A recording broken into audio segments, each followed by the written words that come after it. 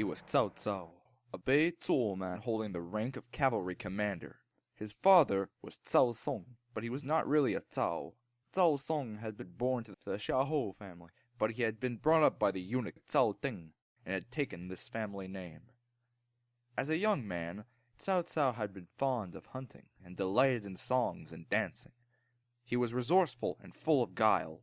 An uncle, seeing the young fellow so unsteady, used to get angry with him, and told his father of his misdeeds.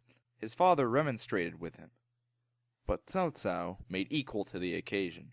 One day, seeing his uncle coming, he fell to the ground in a pretended fit. The uncle, alarmed, ran to tell his father, who came, and there was the youth in most perfect health. "But your uncle said you were in a fit. Are you better?" said his father. "I have never suffered from fits, or any such illness. But I have lost my uncle's affection, and he has deceived you," said Cao Cao. Thereafter, whatever the uncle might say of his faults, his father paid no heed, so the young man grew up licentious and uncontrolled. A man of the time named Zhao Xuan said to Cao Cao, "Rebellion is at hand, and only a man of the greatest ability can succeed in restoring tranquility. That man is yourself." And He Yong of Nanyang said to him, "The dynasty of Han is about to fall. He who can restore peace is this man, and only he."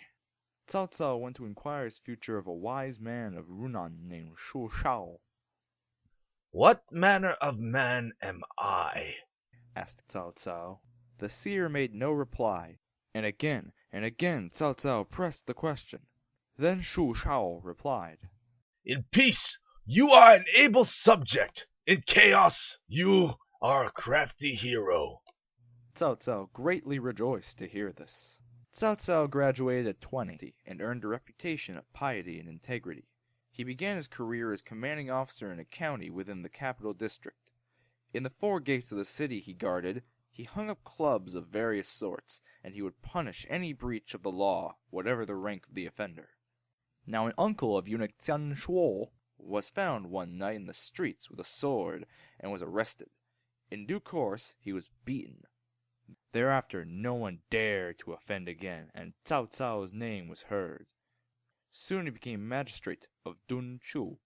At the outbreak of the Yellow Turbans, Cao Cao held the rank of general and was given command of 5,000 horse and foot to help fight Yingchuan. He just happened to fall in with the newly defeated rebels, whom he cut to pieces.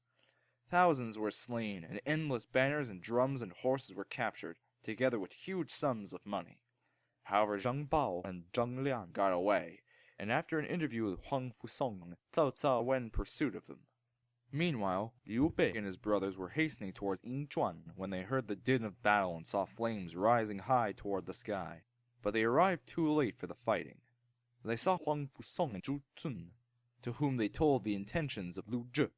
"The rebel power is quite broken here, but they will surely make for Guangzhong to join Zhang Jiao. You can do nothing better than hasten back," said the commanders. The 3 brothers thus retraced their steps.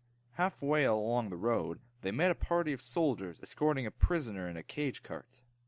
When they drew near, they saw the prisoner was no other than Lu Zhi, the man they were going to help. Hastily dismounting, Liu Bei asked what had happened. Lu Zhi explained. "I had surrounded the rebels and was on the point of smashing them when Zhang Xiao employed some of his supernatural powers and prevented my victory. The court sent down eunuch Zhuo to inquire into my failure, and that official demanded a bribe. I told him how hard-pressed we were and asked him where, in the circumstances, I could find a gift for him. He went away in wrath and reported that I was hiding behind my ramparts and would not give battle and that I disarmed my army. So I was superseded by Dong Zhuo and I have to go to the capital to answer the charge." The story put Zhang Fei into a rage. He was for slaying the escort and setting free Lu Zhi, but Liu Bei checked him. "The government will take the due course. You must not act hastily," said Liu Bei. And the escort and the 3 brothers went 2 ways. It was useless to continue on that road to Guangzhong, so Guan Yu proposed to go back to Zhuo, and they retook the road. 2 days later, they heard the thunder of battle behind some hills.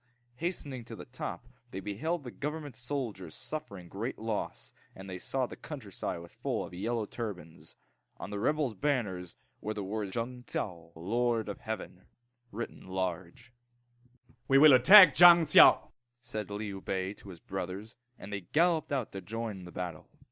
Zhang Xiao had worsted Dong Zhuo and was following up his advantage.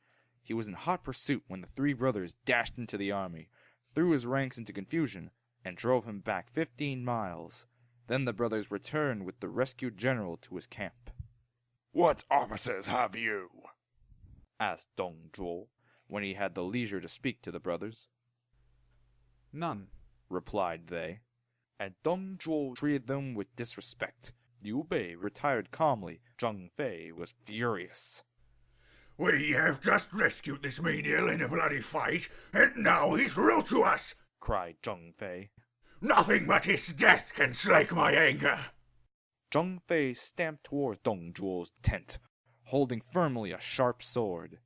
As it was in olden times, so it is today. The simple white may merit well, officialdom holds sway. Zhang Fei, the blunt and hasty, where can you find his peer? But slaying the ungrateful would mean many deaths a year. Dong Zhuo's fate will be unrolled in later chapters.